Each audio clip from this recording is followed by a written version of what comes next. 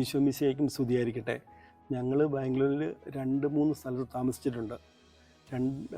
അപ്പം ഞങ്ങൾ ഞായറാഴ്ചത്തേക്കുള്ള ഒരു മലയാള കുർബാനയ്ക്ക് വേണ്ടി ഞങ്ങൾ കൊതിക്കുമായിരുന്നു. ഞങ്ങൾ എവിടെ പോകണം, ഏത് പള്ളിയിൽ പോകണമെന്നുള്ള ഇതിൽ ഒക്കെ ഞങ്ങൾ ഞായറാഴ്ചയ്ക്ക് വേണ്ടി വെയിറ്റ് ചെയ്യുമായിരുന്നു.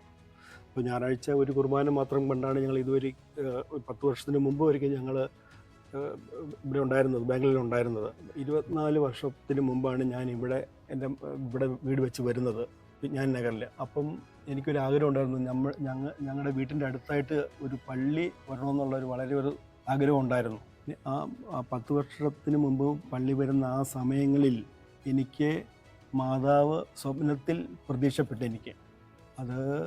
അതൊരു ദൈവത്തിൻ്റെ അനുഗ്രഹമായിട്ടാണ് ഞാൻ കണക്കാക്കുന്നത്.